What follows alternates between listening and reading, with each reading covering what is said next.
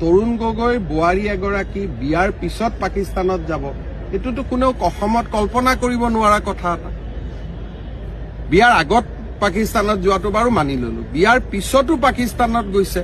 এটা তেনেকুৱা ইনফৰমেশনো আহিছে এটা তাৰ কাৰণে কি কৰিব লাগিব তেওঁৰ পৰা পাছপোৰ্ট ভিসাখন মাতি আনিব লাগিব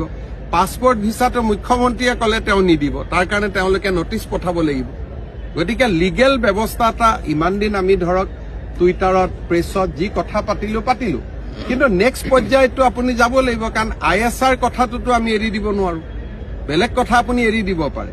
কিন্তু when it comes to involvement of ISI এনেকুৱাও এতিয়া ঘটনা ওলাইছে যে 2013 চনত পাকিস্তানৰ এজন উচ্চ পদস্থ সামৰিক বিষয়াৰ সৈতে এলিজাবেথ গগৈ পাকিস্তানৰ পৰা দিল্লীলৈকে আহিছে তেনেকুৱা তথ্য এতিয়া ওলাইছে এটা এই তথ্যবিলাক চাবৰ কাৰণে সেই ডেটবিলাকৰ পাছপোৰ্ট ভিসা ষ্টাম্পিং চাব লাগিব এতিয়া আমিতো মই মুখ্যমন্ত্ৰীয়ে কলেতো এইবিলাক নেদেখুৱাই সেইবিলাক কেতিয়া দেখুৱাব যেতিয়া আমি ইমিগ্ৰেশ্যনক চিঠি লিখিম আমি যেটো গভৰ্ণমেণ্টৰ ভিসা ষ্টাম্পিং কৰা ওলোৱা যিবিলাক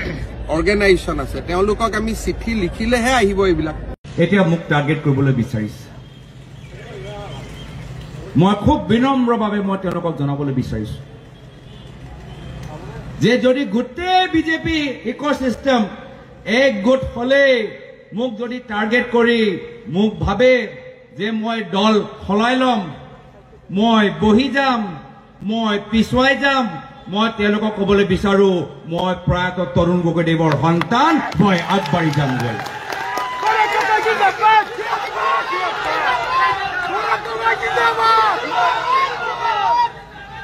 তেওঁলোকে যিমানে ফেচবুক টুইটাৰ লৈ অপপ্ৰচাৰৰ ভাবুকি লাখুটি লৈ যিমানে তেওঁলোকে চিঞৰ বাখৰ কৰক গৌৰৱ গগৈ ভয় নকৰে মই আগবাঢ়ি যাম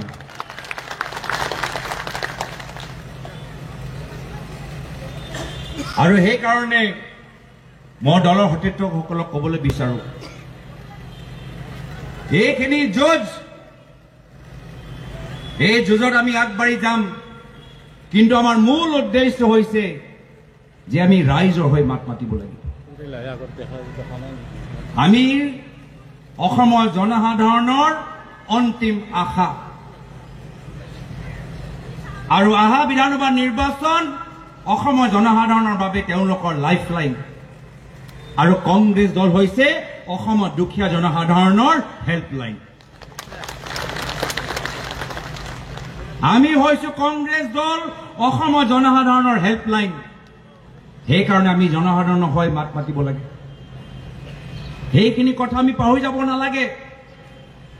শিক্ষা ক্ষেত্ৰত কি সমস্যা